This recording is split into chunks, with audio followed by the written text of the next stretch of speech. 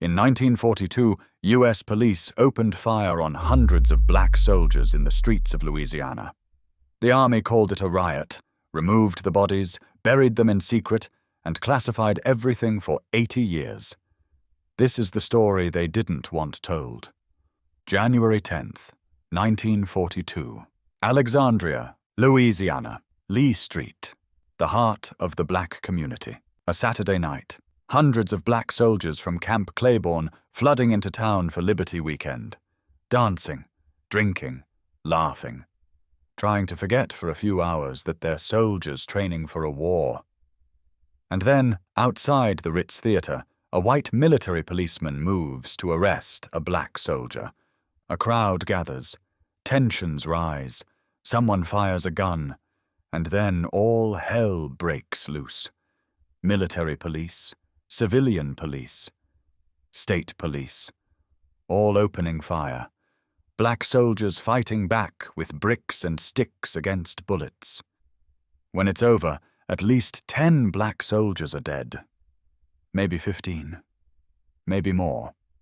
Nobody knows for sure because the army cordons off an 8-block area, removes the bodies, buries them in unmarked graves, and classifies the entire incident. For 80 years, the Lee Street Massacre remains hidden. A dirty secret. A story Alexandria and the U.S. military don't want told. This is that story. The story of what really happened on Lee Street. And the story of why, when people say, "Remember Pearl Harbor," black veterans of Camp Claiborne say, "Remember Lee Street." Let's set the scene. Early 1942. Pearl Harbor was attacked December 7th, 1941. America is at war. Central Louisiana becomes the site of the Louisiana Maneuvers, the largest military training exercise in U.S. history. Nearly 500,000 troops stationed at camps within 50 miles of Alexandria. 4 major training facilities: Camp Claiborne, Camp Livingston, Camp Beauregard, Camp Polk, all around Alexandria. A town of 27,000 people suddenly dealing with hundreds of thousands of soldiers every weekend. Camp Claiborne was home to about 8,500 black soldiers. Men from the north mostly: Chicago, Philadelphia, New York, Detroit. These men had never lived under Jim Crow, never experienced Southern segregation. They came from places where they could sit anywhere on a bus, where they could walk into any restaurant, where they could look a white person in the eye without risking their lives. And suddenly they're in Louisiana, where Jim Crow isn't just law, it's religion. Where stepping off a sidewalk to let a white person pass isn't courtesy, it's survival. Where looking at a white woman can get you lynched. The black soldiers hated it. They resented it. They refused to accept it. And that made them dangerous in the eyes of white Louisianans. These weren't docile Southern blacks who understood their place. These were Northern blacks who didn't bow their heads, who talked back, who demanded respect, who wore the uniform of the United States Army and believed that uniform meant something. White Alexandria saw them as uppity, as troublemakers, as threats. Liberty weekends were chaos. Thousands of soldiers flooding into Alexandria. The local police force was stretched impossibly thin. 30,000 soldiers visiting on weekends. 17 cops trying to keep order. It was impossible. So the military police stepped in. Except the military police were mostly white Southerners who saw black soldiers the same way civilian police did, as problems to be controlled, not servicemen to be respected. Black soldiers faced constant harassment. Arbitrary arrests, unnecessary roughness. The Inspector General's office received multiple complaints from black soldiers at Camp Claiborne that MPs in Alexandria were unnecessarily rough with them. The report acknowledged these complaints, and then did nothing. In fact, the report praised the MPs for performing in an excellent manner. Translation: the army knew black soldiers were being brutalized and didn't care. Lee Street was where black soldiers went for entertainment. The Ritz Theatre, the Dixie Amusement Club, Lawrence Beer Parlor, clubs and bars and pool halls. It was their space, the only place in Alexandria where they could relax without constant surveillance and harassment. Or so they thought. January 10th, 1942. Saturday night.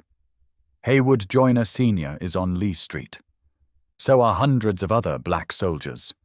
Music, laughter, a brief escape from military discipline and Jim Crow oppression. And then outside the Ritz Theatre, a white MP moves to arrest a black soldier.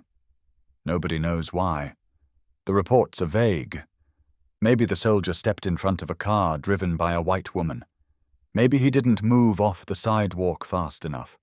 Maybe he just looked at someone wrong. It doesn't matter. The arrest is happening. A crowd gathers. Black soldiers surround the MP. They're angry. They've had enough of arbitrary arrests, enough of harassment, enough of being treated like criminals for existing. The situation escalates. Authorities send reinforcements. Civilian police, more military police, state police. A hodgepodge of law enforcement descending on Lee Street. And then someone fires. Maybe it was a panicked MP. Maybe it was a civilian cop. But once the first shot rang out, it was open season. Multiple officers opened fire. Not warning shots. Not shots into the air. Shots into the crowd. Into black soldiers. Some soldiers fought back with whatever they could find. Bricks. Sticks. Bottles. But you can't fight bullets with bricks. The massacre began. 8 blocks cordoned off. For hours. Black soldiers trapped in the killing zone. Running. Hiding. Dying.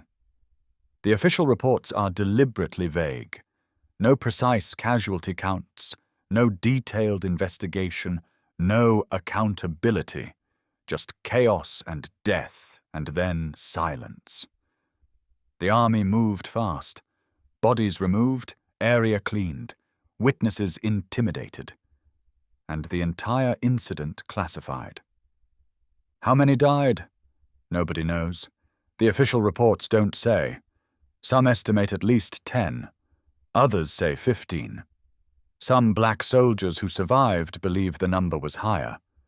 Much higher.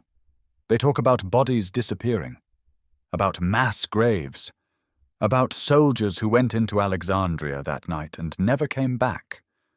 No death notifications sent to families. No graves. No records. Just vanished. As if they never existed. The Lee Street Riot, as the army calls it. Riot, that word does a lot of work.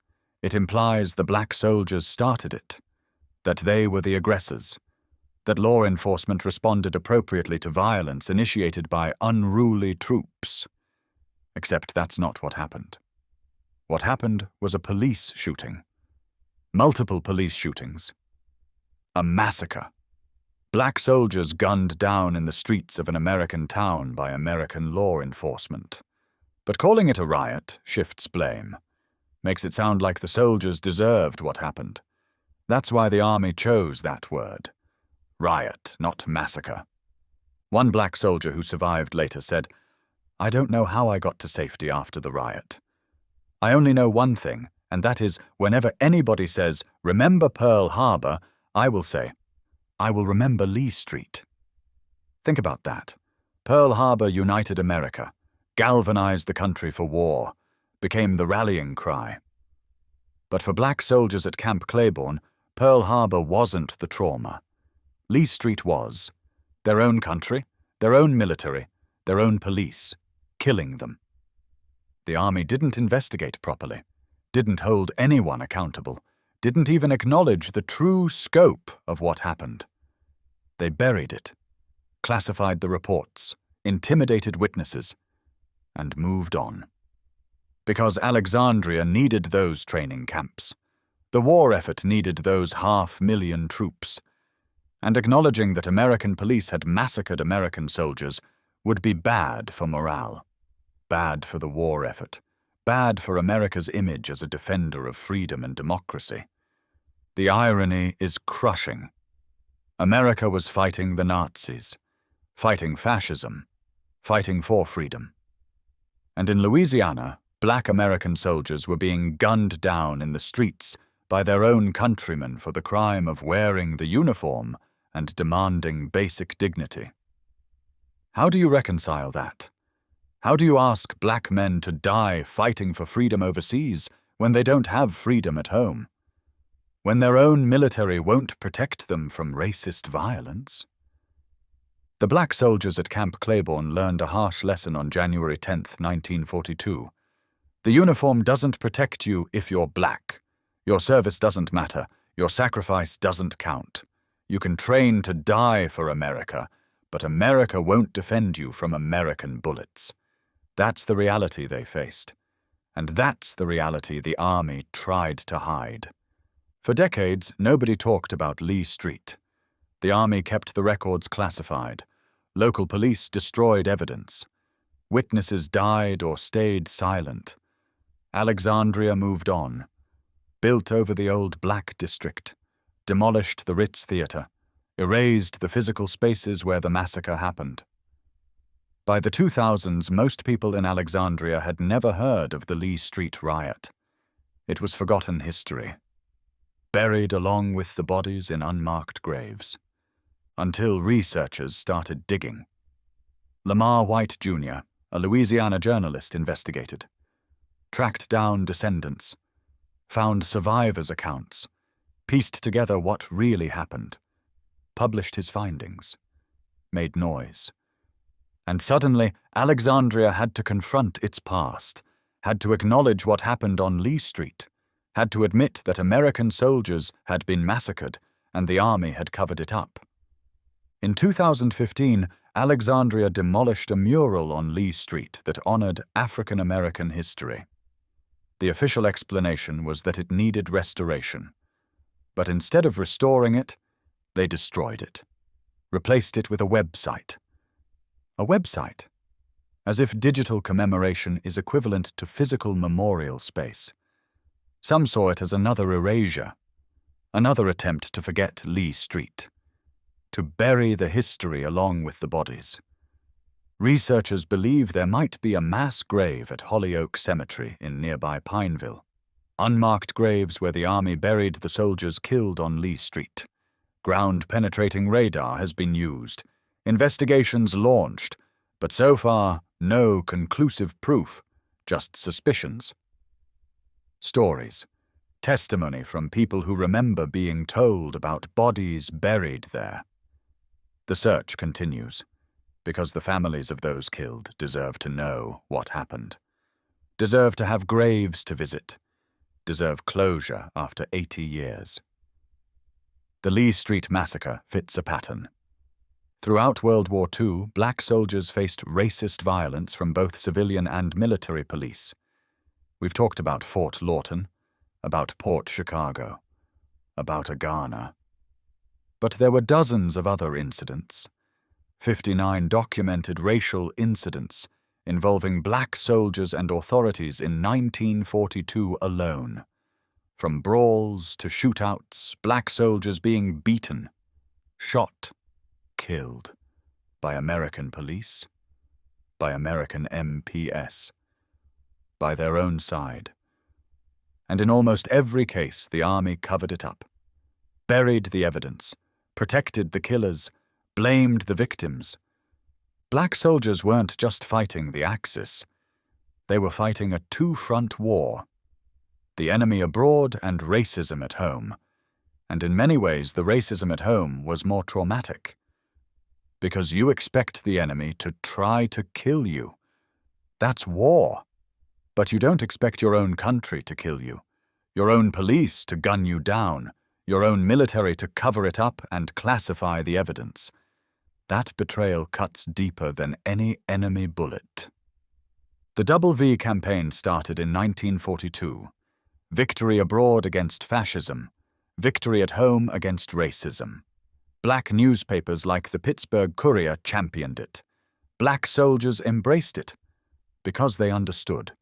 What's the point of defeating Hitler if Jim Crow survives? What's the point of fighting for democracy overseas if you don't have democracy at home? The Lee Street Massacre crystallized that contradiction, made it impossible to ignore, at least for Black Americans. White America mostly looked away. Today there's a historical marker on Lee Street, erected in the 2000s after researchers forced Alexandria to confront its past. The marker acknowledges the riot, mentions that soldiers died, but it's vague, doesn't give numbers, doesn't call it a massacre, doesn't hold anyone accountable. It's the bare minimum of recognition. Better than nothing, but not enough. Not nearly enough. The families of the soldiers killed on Lee Street never got closure, never got death notifications, never got bodies to bury, never got told what happened to their sons, husbands, brothers. They just stopped hearing from them. And when they asked the army said nothing, or lied, said their soldier died in training, was killed in an accident. Anything but the truth. That he was massacred in an American town by American law enforcement, and the army covered it up. Some of those soldiers have descendants living today, grandchildren and great-grandchildren who grew up hearing whispers about Lee Street, about how Granddad went to Alexandria one Saturday and never came back, about unmarked graves and cover-ups, about the night their family member was killed by his own country. Those descendants deserve the truth, deserve a proper investigation, deserve to know where their ancestor is buried, deserve justice, even if it's 80 years too late. The Lee Street Massacre should be taught in every American history class, should be included in every World War II curriculum, should be as well known as Pearl Harbor or D-Day, because it's part of the American story. The part we don't want to tell. The part that complicates the narrative of the good war. The part that reveals how America treated black soldiers who volunteered to die for a country that wouldn't defend them from American bullets. January 10th, 1942. Lee Street, Alexandria, Louisiana. At least 10 black soldiers killed. Maybe 15. Maybe more. Bodies buried in unmarked graves. Evidence destroyed. Reports classified. For 80 years, silence. Then researchers started digging. Journalists started asking questions. Descendants started demanding answers. And slowly, reluctantly, the truth emerged. Not the whole truth. Not yet. But enough to know that American soldiers were massacred, and the army covered it up. Remember Lee Street. Remember that when white America was saying, "Remember Pearl Harbor," black soldiers were saying, "Remember Lee Street." Remember that the WWII campaign wasn't just a slogan. It was survival. It was a demand for the country to live up to its ideals. Remember that black soldiers fought two enemies, fascism abroad and racism at home. And remember that sometimes racism at home was more deadly. The search for the mass grave continues. The demand for a full investigation continues. The fight for justice continues. Because the dead deserve to be found. The families deserve closure.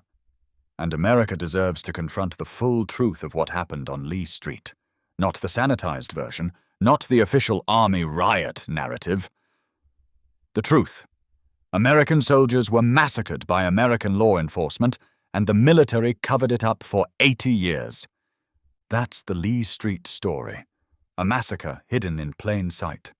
Bodies buried in unmarked graves. Evidence destroyed. Witnesses silenced. and a country that still hasn't fully acknowledged what happened. Remember Lee Street. Remember the soldiers who died. Remember that justice delayed is justice denied. And remember that the fight for truth continues 80 years later, because some stories refuse to stay buried.